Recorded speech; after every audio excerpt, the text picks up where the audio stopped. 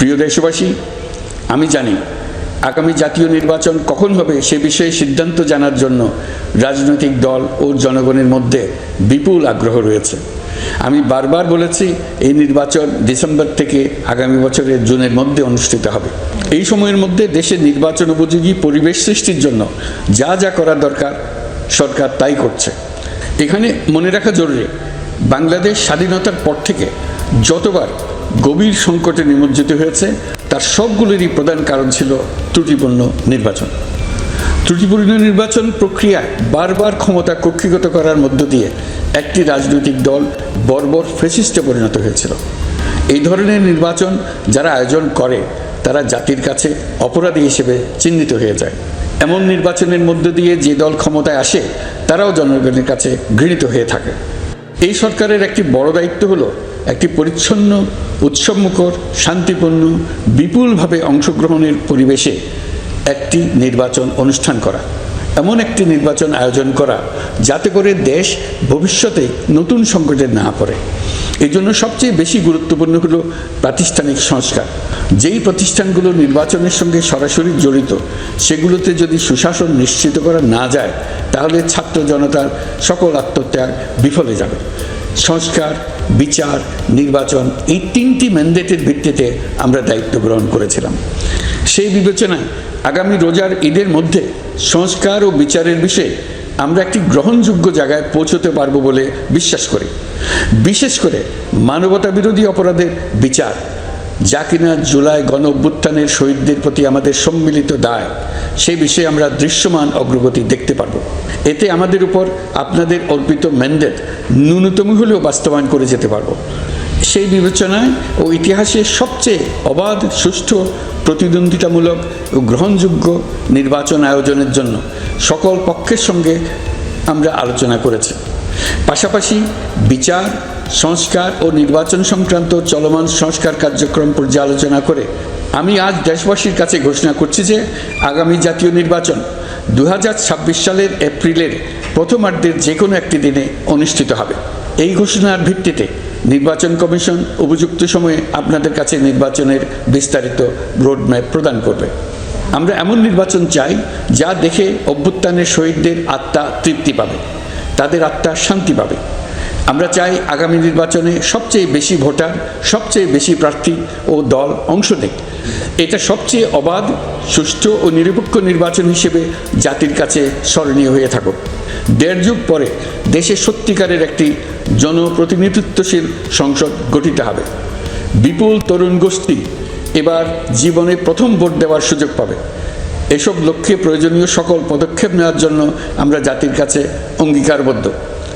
আমি দেশবাসীর প্রতি আহ্বান জানাই, আপনারা সকল রাজনৈতিক দল এবং আপনাদের এলাকার প্রার্থীদের কাছ থেকে সুনির্দিষ্ট অঙ্গীকার আদায় করে নেবেন, যেন আগামী সংসদের প্রথম অধিবেশনেই যেসব সংস্কারের প্রশ্নে ঐকমত্য অর্জিত হয়েছে তা কোনো প্রকার কাটাছেঁড়া ছাড়াই যেন তারা অনুমোদন করেন। আপনারা ওয়াদা আদায় করে নেবেন যে তারা বাংলাদেশের স্বাধীনতা, সার্বভৌমত্ব, আঞ্চলিক অখণ্ডতা এবং জাতীয় মর্যাদার প্রশ্নে কখনো কোনো প্রকার আপোষ করবেন না এবং দেশের বাইরের কোনো শক্তির কাছে দেশের স্বার্থ বিকিয়ে দেবেন না। আপনারা তাদের কাছে সুনির্দিষ্ট প্রতিশ্রুতি আদায় করে নেবেন এই মর্মে যে তারা কখনোই কোনো অবস্থাতেই আপনাদের গণতান্ত্রিক অধিকার ও মানবিক মর্যাদার ক্ষুণ্ণ করবেন না। আপনারা তাদের কাছে অঙ্গীকার আদায় করে নেবেন যে তারা সম্পূর্ণ সততা ও স্বচ্ছতার সাথে দেশ পরিচালনা করবেন এবং সকল প্রকার দুর্নীতি, দলীয়করণ, টেন্ডারবাজি, সিন্ডিকেটবাজি, চাঁদাবাজি, সন্ত্রাসী কর্মকাণ্ড ইত্যাদি গণবিরোধী কাজ থেকে নিজেদেরকে সম্পূর্ণভাবে মুক্ত রাখবেন। আমি আপনাদের আবারও স্মরণ করিয়ে দিতে চাই যে এবারের নির্বাচন শুধু শান্তিপূর্ণ নির্বাচন করার বিষয় নয়, এটা ছাত্র জনতার অভ্যুত্থানের আকাঙ্ক্ষা নতুন বাংলাদেশ গড়ার নির্বাচন। এই নির্বাচনে পরিচিত দলগুলিই থাকবে, তাদের পরিচিত মার্কাগুলিই থাকবে, কিন্তু ভোটারকে বের করে আনতে হবে যে এই মার্কার পেছনে আপনার কাছে ভোট প্রার্থীরা কে কতটুকু নতুন বাংলাদেশ গড়ার জন্য প্রস্তুত, কে কতটা প্রতিজ্ঞাবদ্ধ। আমরা যারা এই নির্বাচনে ভোটার হব তারা অত্যন্ত সৌভাগ্যবান এবং সৌভাগ্যবতী।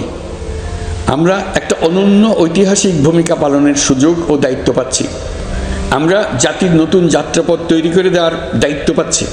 আমরা নতুন রাজনৈতিক সংস্কৃতি সৃষ্টির মহান সুযোগটা পাচ্ছি। আমাদের সুচিন্তিত ভোটের মাধ্যমেই নতুন বাংলাদেশ নির্মিত হবে। শহীদদের রক্তদান সার্থক হবে।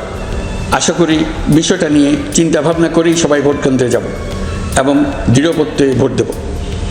এখন থেকে ভাবনা চিন্তা শুরু করুন, আলোচনা শুরু করুন। এখন থেকে আপনাদের ভোটের গুরুত্বটা বুঝে নিন। আপনার এবারের ভোটের গুরুত্ব ঐতিহাসিক মানদণ্ডে দেখা হবে।